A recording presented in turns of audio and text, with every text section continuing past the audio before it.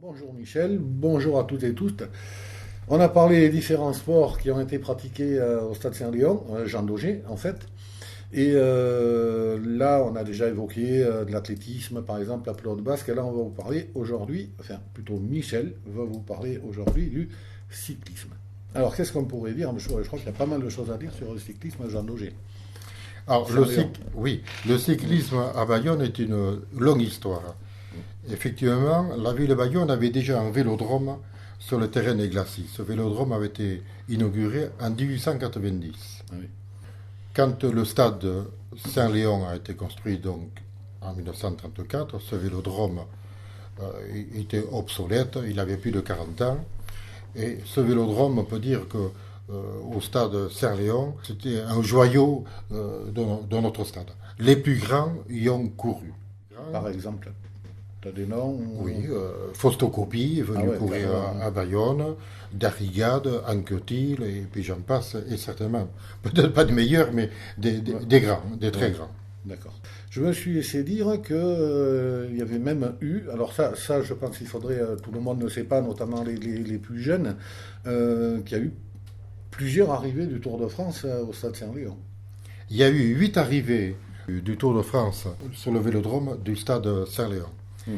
de 1954 à 1972. Alors si je devais en retenir deux, je retiendrai celle de 1959, où c'est un régional de l'étape, hein, comme il est dit dans le Mhm. jargon cycliste. C'est Ouais. Marcel Quieille de Moléon qui a gagné l'étape Bordeaux-Bayonne détachée.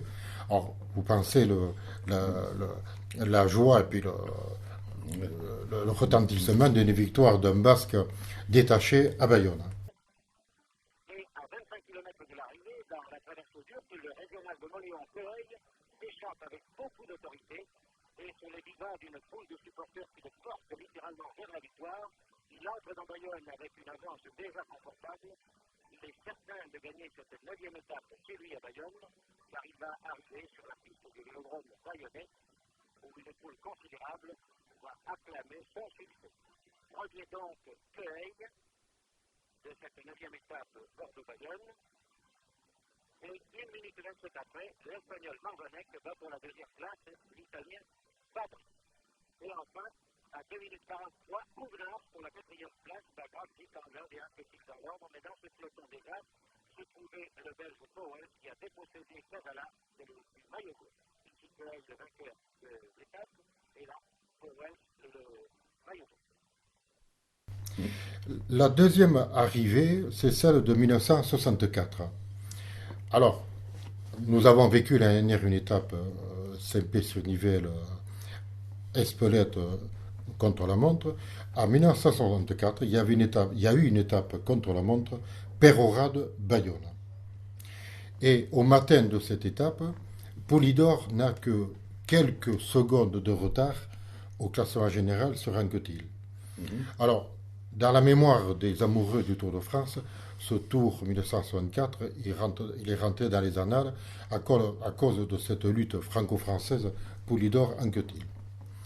Et puis tout le monde se rappelle lors d'un col, ils sont épaule contre épaule, Poulidor qui lâche Anquetil à quelques encablures du sommet, et il ne lui a repris que quelques secondes.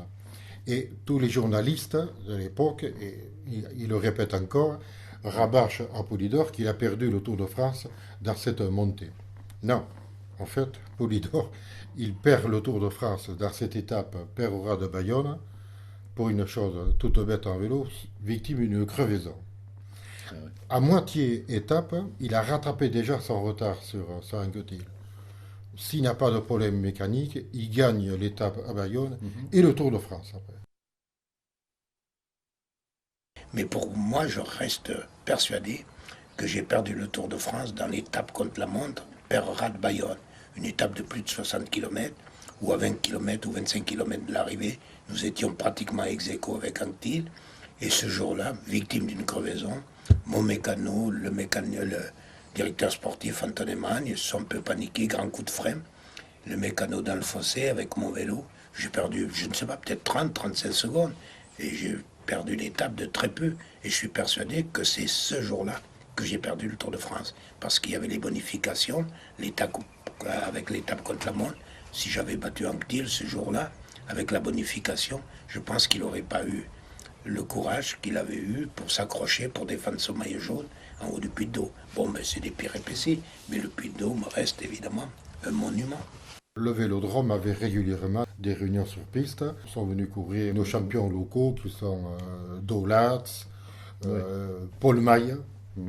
Paul Maille qui, au passage, je rappellerai quand même que notre Bayonnais Maille a été champion de France en 38 et 43, qu'il a gagné quelques étapes du Tour de France, des mythiques courses, et en 45, Paris-Roubaix. Ce n'est pas rien. Et ce Paul Maille, après, a été directeur du Vélodrome de Bayonne, tout en étant directeur de l'équipe de Sud-Ouest, puisqu'à l'époque, il fut une époque où le Tour de France se courait par équipe régionale. D'accord.